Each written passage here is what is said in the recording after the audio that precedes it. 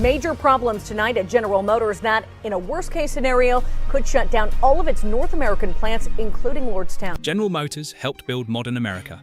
For more than a century, its factories powered entire cities, its vehicles dominated highways, and its influence stretched across the globe. But today, the company finds itself at the center of a growing storm.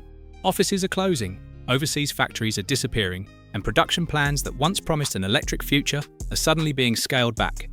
To many people, the explanation seems simple. GM is losing. Critics point to slowing electric vehicle demand, rising competition from China, and billions of dollars invested in technologies that have yet to deliver the expected returns. Headlines warn of layoffs, restructuring, and an iconic automaker struggling to adapt to a rapidly changing world. But what if that story misses the bigger picture? Real quick, if you're into videos that cut through the noise and break things down clearly, go ahead and hit that like button. It helps more people find this. And if you're not subscribed yet, now's a good time. We've got more deep dives coming your way. Also, drop a comment and let me know what you think. I'd love to hear your take. Now onto the video. Because General Motors is not just fighting Tesla, BYD, or foreign competitors. It is attempting something few companies have ever achieved, reinventing itself while carrying the weight of a century-old industrial empire. Every decision affects thousands of workers, entire communities, and one of the largest manufacturing networks in the world. That raises a far more interesting question. Are these shutdown signs that GM is falling behind? Or are they part of a deliberate strategy to survive one of the most disruptive periods in automotive history? The answer may determine not only the future of General Motors, but also the future of American manufacturing itself. And the first warning sign appeared in an unexpected place, not on the assembly line, but inside the company's digital backbone. Section 1. The first crack appeared in GM's digital empire. Most people expect an automotive crisis to begin on the factory floor. Few would imagine that one of General Motors' earliest warning signs would come from a technology center in Georgia. For years, GM insisted that software would define the future of the automobile. Executives promised vehicles capable of receiving over-the-air updates, running advanced driver assistance systems, and relying on increasingly sophisticated digital platforms. To make that vision possible, the company invested heavily in technology hubs, hiring programmers, cybersecurity experts, and software engineers across the country. The Georgia Information Technology Innovation Center became one of the symbols of that transformation. Hundreds of specialists worked there, developing systems that connected engineering teams, manufacturing plants, and future vehicle programs. The message from GM was clear. Software was no longer optional, it was essential. Then, in late 2025, the company announced that the center would close. The decision shocked employees who had relocated for long-term careers and raised difficult questions about GM's priorities. Critics saw the move as proof that the company had overestimated demand for its electric and software-driven ambitions. If technology truly represented the future, why shut down one of the facilities built to support it? But there is another way to look at it. Rather than signaling decline, the closure may reveal just how aggressively GM is preparing for the future. Maintaining multiple innovation centers is expensive, and with competition intensifying, executives may have concluded that consolidating talent into fewer locations is the only way to stay competitive. Whatever the reason, one thing became clear. Even the company's most important assets were no longer untouchable, and the next crisis would strike even closer to the heart of GM's operations. Section 2. When GM's engineering hub suddenly went dark. Closing a technology center was one thing, but when one of General Motors' most important engineering facilities suddenly shut down, concerns about the company's stability grew much louder. In September 2025, GM's Coal Engineering Center in Warren, Michigan, was forced to close after 2 employees were diagnosed with Legionnaire's disease. For decades, the site had been a cornerstone of the company's engineering operations, housing teams responsible for vehicle development, testing, and design. Overnight, employees were relocated, projects were delayed, and access to critical laboratories was cut off. Officially, the closure was a health and safety precaution, while the building's water and ventilation systems underwent inspection. But the incident quickly sparked broader questions. At a time when GM was investing billions into electric vehicles and software, critics wondered whether the company had neglected the infrastructure supporting its traditional operations. The timing made the situation even more unsettling.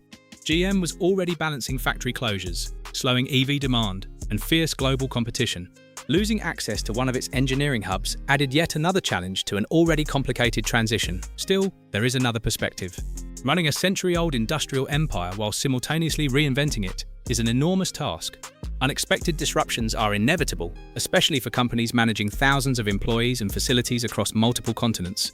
Whether the shutdown exposed deeper weaknesses or was simply an unfortunate incident, it highlighted an uncomfortable truth. Even the foundations of America's largest automakers are more fragile than many people realize, and soon, GM's troubles would extend far beyond the United States.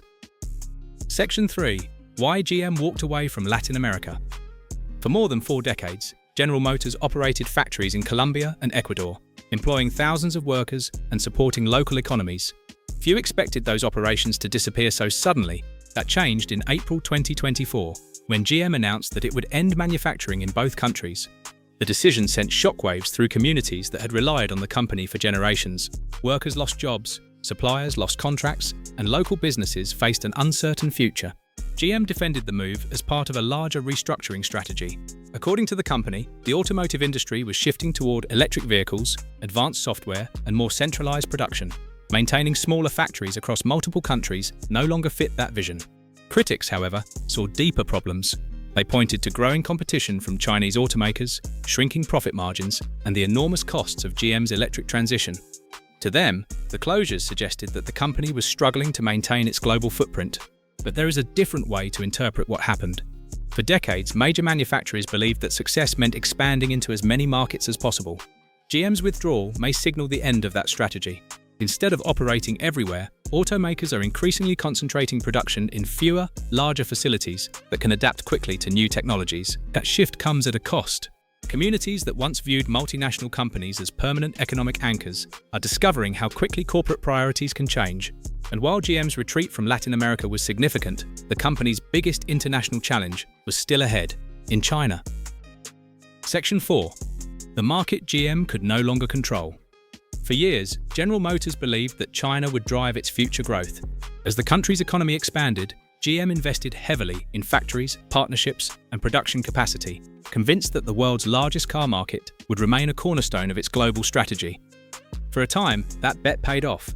Sales grew rapidly, and facilities like GM's plant in Shenyang symbolized the company's ambitions. But by 2025, the situation had changed dramatically. The problem was not a lack of demand. Chinese consumers were still buying millions of vehicles. Instead, domestic manufacturers had surged ahead. Companies like BYD introduced electric vehicles that were cheaper, more technologically advanced, and better suited to local tastes. Foreign brands that once dominated suddenly found themselves struggling to keep pace. GM responded with new partnerships and updated products, but the pressure continued to mount. Analysts argued that traditional automakers burdened by global bureaucracy and legacy systems simply could not adapt as quickly as their Chinese rivals. Yet there is another side to the story. China's manufacturers benefit from unique advantages, including government support, integrated supply chains, and an enormous domestic market. In such an environment, even the most established global companies face serious obstacles. Whatever the explanation, GM's difficulties in China carry major consequences. For decades, automakers assumed that success in China was essential for long-term growth. GM's struggles challenged that belief and raised broader questions about the future of the industry. And as competition intensified overseas, GM's most ambitious project, the transition to electric vehicles, was beginning to face unexpected problems at home. Section 5. The EV revolution isn't going according to plan. For years, General Motors presented its electric vehicle strategy as the company's path to survival. At the center of that plan were the Ultium battery plants in Ohio and Tennessee, massive facilities designed to power GM's next generation of electric cars, trucks, and SUVs. Executives described them as the foundation of a future in which the company would compete head-to-head with Tesla and emerging Chinese manufacturers. But by early 2026, that vision had hit an unexpected obstacle. Instead of ramping up production, GM announced pauses and upgrades at both facilities. Officially, the company said the changes would improve flexibility and allow the plants to adapt to future technologies. Unofficially, however, the decision reflected a growing problem facing the entire industry. Consumers were not adopting electric vehicles as quickly as many companies had predicted. High interest rates, expensive battery materials, and concerns over charging infrastructure have all slowed demand. Automakers that once expected an explosive EV boom are now reassessing their timelines. GM is not alone. Ford and several other manufacturers have also scaled back electric investments in recent years. Critics argue that GM moved too aggressively, pouring billions into factories before demand had fully materialized.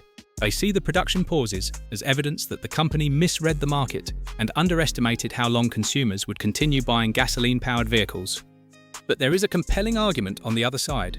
The transition to electric transportation was never going to be smooth. Every major technological shift, from horses to automobiles, from landlines to smartphones, has involved false starts, costly mistakes, and changing expectations. From that perspective, GM's decision to slow down and adapt may not signal failure at all. It may simply reflect the reality that revolutions rarely happen on schedule. What makes this moment so significant is that GM's future now depends on getting this transition right.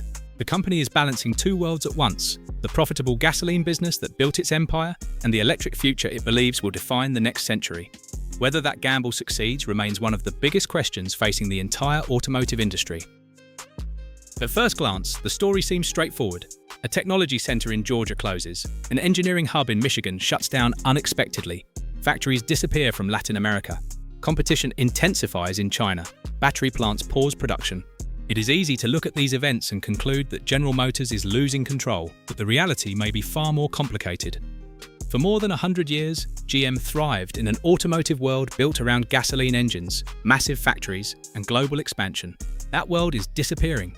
In its place comes a new era defined by software, electrification, artificial intelligence, and fierce competition from companies that barely existed a decade ago. The challenge facing GM is not simply to build better cars, it is to transform itself while carrying the weight of its own history. That is the contrarian view often missing from the headlines. Perhaps these shutdowns are not signs of collapse, but evidence of a company making painful sacrifices to survive an industry-wide transformation. Consolidating operations, abandoning underperforming markets, and adjusting EV plans may be less about retreat and more about adaptation. Of course, adaptation offers no guarantees. General Motors still faces enormous risks. Chinese automakers continue to gain ground.